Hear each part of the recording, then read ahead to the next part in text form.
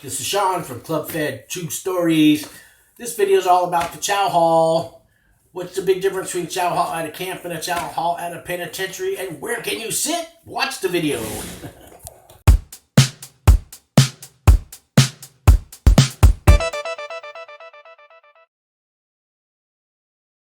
Hi, this is Sean with Club Fed True Stories. Welcome back to another video. Today's all about the chow hall in a camp, which is completely different than a chow hall in a penitentiary or a chow hall in a medium. So camps are a lot of white collar guys, a lot of nonviolent drug dealers. There's not a lot of politics in the chow hall. There's a few race tables, I'll go over that. A little bit of politics, but you can sit anywhere you want within reason, and I'll get to that. So my name's Sean. I did a 52-month sentence at Florence, Colorado federal prison camp for wire fraud. You can watch all my videos and hear about that. But I did tax refunds for homeless people and drug addicts. Got them all kinds of money. Now I got to pay the government $1.7 million. Everybody gets to keep the refunds. I got to pay them back. Yeah, I took a little money out of that. Watch my videos. But I got out about a year ago. I'm on federal probation for 2 more years. So I make videos now, maybe help the person that's been indicted on pretrial, looking at prison. Maybe your house got raided. Maybe your office got raided. Maybe you got caught with drugs on you. You're out on bond. You're looking at federal charges. But you're going to a camp or a low. And I'm here to tell you, you are completely safe in a camp as long as you don't owe money for gambling, or you don't tell on somebody with a cell phone. You'll be just fine. A lot of my videos will deal with that. Today's about the chow hall. Like the first day in the chow hall, where are you going to sit and all that stuff. So my first day in prison, I have a video I talk about that, but I didn't really tell you. I told you I went to chow, but I didn't get into the details. So in a camp, you got breakfast, lunch, and dinner. So there's a 4 o'clock count in the afternoon. After they've counted everybody, we had 2 buildings. We had about 250 inmates in each building. Each building takes turns. So one week it's Teller Building, and next week it's Summit Building. Those are the names of the buildings that I lived in Florence, Colorado. So I started off in Summit Building. They did our count.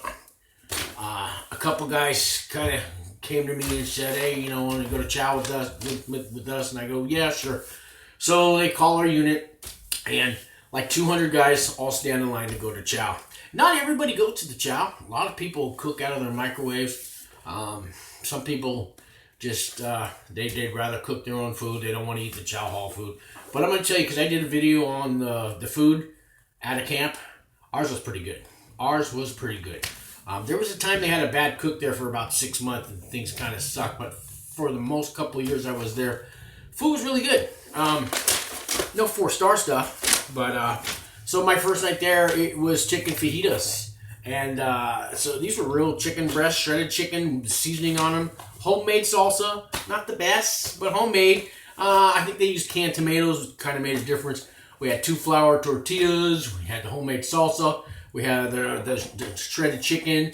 They had real cheese. There was rice. There was beans. There's an all-you-can-eat salad bar. Don't get into all that. And that was my first meal, and it wasn't bad. So when you go to lunch and when you go to dinner on the camp, you got to dress in your greens. You got to have your boots on. You got to have your green pants, your green shirt. It looks like maybe a Forest Ranger type shirt. I've even seen guards when I was in a county jail in San Francisco. The guards were dressed in green, just like the campers were. I thought we were dressed like guards, but that was a county jail thing. Anyway, so you gotta be fully dressed. They won't let you in the cafeteria if you come in a t-shirt and shorts. For breakfast, you can wear whatever you want, but not for lunch and dinner. Let me see. So the next thing I want to talk about is, so the big difference between a chow hall at a penitentiary and a chow hall at a medium and a chow hall at a camp is when you walk through the door, we grab a tray, we grab silverware. Yeah, you get a fork, you get a spoon. They used to have knives, they ran out. You can buy the knives on commissary, plastic knives. You get a napkin, you get a cup. When you go to a penitentiary, it's all slots. You don't get to see anybody in the kitchen. It's a big just sheet of, I don't know, aluminum, plywood. It's all boarded up, and there's a little slot, and they just push a tray out. I guess that's so they can't call favorites. They got a lot of race politics in the penitentiary, and I guess, you know, the black guys could spit in the Mexican guy's food and hand them a tray. So this way, nobody in the kitchen can see who they're sliding the tray to. I'm sure there's ways they can tell, and people can yell through the hole. But when you get to camp, it's nothing like that. It's like a high school cafeteria. You get there, so I mean, there's a sneeze guard, a glass sneeze guard, and there's guys in there making your trays. So we had chicken fajitas. So they had a pan. So I go in there, I grab my tray, and I grab a tray, and then I walk a little bit ways to where the servers are. I put my tray up. He gives me a portion of chicken. Another guy scoops salsa. Another guy scoops cheese. And I grab my silverware and my cup and everything. And so now I'm at the end of the line. And I look over, and there's this all-you-can-eat salad bar like you see at Sizzler. I swear to God. Not quite as fancy, but it's got two sides to it. Sneeze guard on each side. There's these big giant urns. In the morning they're full of coffee. In the evening they're full of tea. And we usually got sweet tea. So the lady guard who ran the kitchen at the camp always put sugar in the tea, and it was really good sweet tea. And it's all you can drink. You want to take some back with you later, you can. So I had heard about this all you can eat salad bar. I didn't know what to expect. But I'm coming along, and this was chicken fajita night. So first thing I noticed, there's a couple containers full of salt packets and pepper packets. Take all you want. There might be, in the morning, there might be margarine, there might be syrup, things to grab. There's a big pans of salad. It's a pre-mixed salad. They usually have lettuce and tomatoes and red cabbage and carrots and lettuce, and it's all mixed up. And then they had two kinds of dressings, usually Italian and ranch, and wasn't that great. But here's the thing, on commissary, they actually sell ranch dressing. It's if you're rich, I guess, it's 45 cents a packet, and it's the is it Hidden Valley Ranch, one of those brand names. What's the other one? But it's one of those store brand names of ranch dressing. It's 45 cents, and sometimes they have other brands in the commissary. I've seen Blue Cheese and Thousand Island, and they sell all kinds of hot sauce, and you know, probably like 7 kinds of different hot sauces. They sell herbs and spices and all this on the commissary, and you can bring that in with you. You're not supposed to bring anything from the outside in. They usually don't care, especially if you're bringing in hot sauce, stuff like that, in the salad dressing. So, and chicken fajita night, so then they had either Spanish rice or white rice, and then they're going to have black beans. And they did a pretty good job on the black beans at our place. Some prisons I heard of black beans just suck. It's just nasty boiled black beans, but these guys can put some spices in it. They did a pretty good job at the camp. And then that's all you can eat. And sometimes there's leftovers in the salad bar from the day before. When you go in on on chicken day, so on Thursdays is chicken day, so they'll have mashed potatoes and gravy. And again, it's all you can eat. And a lot of times they'll put the vegetables out there. Usually green beans and carrots, or broccoli sometimes, and spinach. Spinach, broccoli, carrots, green beans was pretty much the norm. And it's all you can eat again. And they usually always have rice and beans and vegetables and salad. So it's all you can eat. Not a lot, like a lot of times, like when they have a lasagna night.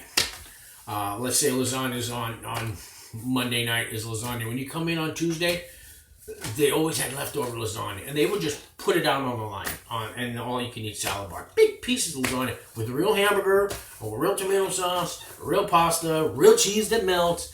Lasagna wasn't bad there. I think we had lasagna 3 times a week. So now I've got my tray. I went to the salad bar, and I've got all my fixings on the tray with my chicken fajitas. Here comes, where do I sit? So our camp holds about 500 inmates. Normally we're only about 400, 420 inmates. So I'd say there's 200. I'd say 200 people could fit in the cafeteria. That's why the buildings took turns. So let's say every table had 4 chairs on it. And these weren't the metal, chrome stainless steel tables that you see in all the prisons. No, these were just regular vinyl tables, but the chairs were attached. But they did swivel, and it was 4 guys to a table. So I noticed, let's say there's 50 tables on the right side and 50 tables on the left side when you come off the salad bar. So I noticed right away, all the white guys were on the right side, and every other race was on the left side. But then if you zone in and you look more, you can see that all the Mexicans kind of sat together. Then I noticed that the blacks sat together. Now, we didn't have a lot of blacks at our camp because this is kind of white-collar criminals that go to a camp. Maybe we had 25 black guys in the whole camp, and they were white-collar black guys. They all sat together. The South Koreans, we had some of them. They all sat at one table. The Samoans sat at a table. The Chinese guys sat at a table. The Middle Eastern guys all sat at a table. But then if you look, you'd see different races sitting in with the tables, one here and there and 2 and there.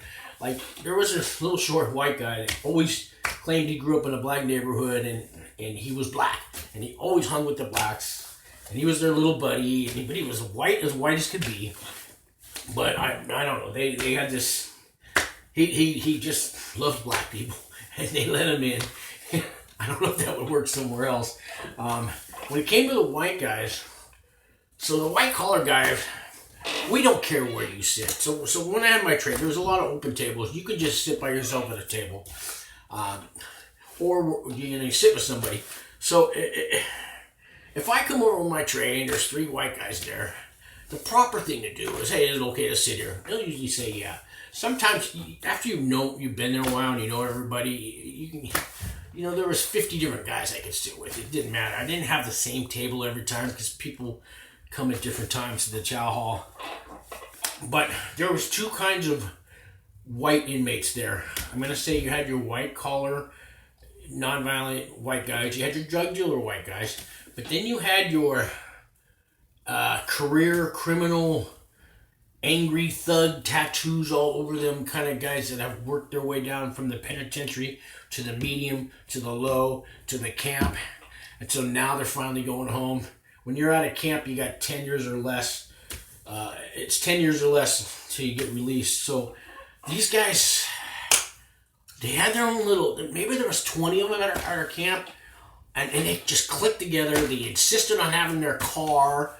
If you don't know what a car is, like, a race car driver, and hence the word car. These guys just did not like the rest of us white-collar guys. They'll ignore you to the extreme. They won't answer. You could ask them a question, they won't even answer you back. And they would just, they hated the fact that we didn't have paperwork to show, that we didn't have politics, that we were nice. They come from the penitentiary and hardcore politics, and, we don't fucking play that, and, but they're going home. They're finally at the camp, so I guess it just killed them to be at the camp. Finally, a couple guys after I've been there a year or so would talk to me and tell me this, and they said, I hate the camp. I hate that you guys don't have to show paperwork. I hate that, I can't go shank anybody. I hate that you don't have to join a car. You guys just do whatever you want here at the fucking camp. And he hated it. But I'm going home in 2 years, he told me, and I gotta swallow it. And I'm just fucking lighten up, man. Shit. I don't understand. So the white-collar guys were nice guys, I guess, and we're in prison. So we don't play that shit. You want to sit at my table? It's fine. It's not my table. It's everybody's table. That's just the way I looked at it. So your first day when you get to prison at a prison camp, you can sit wherever you want. But if you sit at one of those, I'm going to call them convicts tables, they're going to tell you that you can't sit there. They're going to tell you that this is a private table. The black guys were also the same way. Like I said, I think there's maybe 25 of them. That was a private table with them. They didn't welcome any of the other races. They didn't really mind if you sat with them. So I had a Middle Eastern friend. His name was Salty. He was from Jordan. And I ate dinner with him a couple times at his table with the Middle Eastern guys, and it's in the middle of all the blacks and Mexicans. But I kind of felt weird sitting there, but me and him were talking, and then he said, come sit with me for dinner tonight. And I did, but I said, you know what, from now on, I'm just going to go back over the white side of it. I just kind of felt weird, but nobody tripped on it or nothing. Then I had Samoan buddy, A.K. Us, and he's from San Francisco like me, and I sat with him a couple times and chatted him, the Samoan guys, and that was all cool. But I just kind of, when it came to chow, I just kind of rather be on the other side, the white guys. But again, sit anywhere you want, except for the convicts table, the blacks table. They were really, they were dumb, they were territorial, and they get over it, guys. Fuck, I don't know, I mean. So people that have been to the pen hate campers. They just fucking hate us campers. Sorry, you didn't get to go to a camp. See, I get to get out of prison and laugh about all this shit. I used to watch that TV show Oz before I went to prison, before I even had a clue I was ever going to prison. I wouldn't have made it in a place like that. Thank God I didn't go to the penitentiary. See, I still don't have tattoos, and I just don't understand why people would put tattoos all over your face, and I don't get it, man. And I'll never get it, and I'm just never gonna get a tattoo. But that's just me. So there are some kind of rules about if you reach over somebody's tray and they're gonna shake you and all that. So you don't reach over somebody's tray. But we would, a guy would bring some hot sauce and. Hey, sometimes they'll offer anybody want this hot sauce, and they'll usually pass it to you. I used to bring Italian seasoning, and I put in a little piece of paper, and I offer to people, and you don't really trip. If you're reaching over somebody's tray, they know it's an accident. They know you didn't mean to do it. It's not like the penitentiary. I mean, there's some little, etiquette. They're just not gonna. Before you get up, they knock twice on the table and walk away. That's why I never really knew what that meant. And we used to have conversations. What does that mean when you knock 2 times? Somebody said, well, you knock once. And that's a penitentiary thing. And I guess you knock to let the table know you're getting up. So many, I don't know. So the guard, maybe somebody can leave me a comment about that. I never did get the knocking thing. So another thing, at a camp, I don't know if they do this in, the mediums and the penitentiaries, but we have seconds. You get to get back in line for seconds. And there's nights like the roast beef night. As soon as you're done with your tray, they're getting in line for seconds. The lasagna night, there was always seconds. Fajita night. Most of the times they had enough seconds for about 50 people. Sometimes they really have 100 people seconds. Some nights, maybe only 20 people got seconds, but I've seen guys go back 2 and 3 times for seconds. So that was kind of nice. And there's no rush when you get your meal. So the chow times it's open for about an hour. Once the last 10 or 20 people are in the chow hall, the dish room's trying to clean up, and they'll ask, "Come on, guys, let's go, bring your trays. We want to go home." But there's no rush. You don't have to hurry up and eat your food, and there's no guards pushing you or nothing like that. It's, when we sat at the table and we'd have conversations like you would at home, and it was a pleasant experience. So another thing is, a lot of guys want to take food home, especially if, let's say, it's roast beef day and you go back for seconds, and sometimes they'll just give you a pile of lasagna and roast beef and all that, but now you want to take it back. So a lot of guys bring napkins, and they bring things, they bring your bowls, and they put the food in there. You're not supposed to take anything back. So once in a while, the guards will stand by the door, or there'll be a guard standing outside, and when people walk out, he's going to frisk you, see if you got a banana or a chicken or something like that. Maybe once a week there's a guard out there doing that, special nights when the warden wants to crack down. So you got to be careful. But most nights, you can just bring anything you want home. What else want to talk about? And the last thing is when you leave the table. So they got guys, their job is to wipe down the table after you leave. But you don't want to, like, if you spill your drink or you pick up your tray and the soup spills out on the table, they've got buckets with towels around there. Go grab one, pick one up, and wipe it off. Don't make the inmates that work there clean up after you. But then when you're done with your tray, you need to empty it in the garbage can, scrape it, and give it to the dish room, right? And give them your cup, and just clean up after yourself. And you go home, and dining is a pleasant experience at a camp. Okay, there's no fights break out there. We don't do that in a camp. That's not, whatever business they do in penitentiaries and all that, it's not done at a camp. It's a dining experience, it's the meals are a big part of your day there. Breakfast is totally casual too. You should see breakfast. People, it's coffee and chat, and we're just laughing it up, and so my experience at CHOW was good, and the food was really not bad at all. Okay, a little bit above high school cafeteria food, but not that bad. At least where I was in Florence, Colorado. I've heard some horror stories about other prisons, but our food was pretty good. So that's my chow hall experience. So if you're going to a camp, you're going to a low, or you think you are, and you're non-violent criminal, just remember, you don't got to join a gang. Nobody's going to beat you up. You're not going to be nobody's bitch. You're going to get through it. And if you go to a camp, you're doing 10 years or less. The average time in a camp, maybe 3 to 5 years, and it'll pass, okay? There's programs like RDAP, give you a year.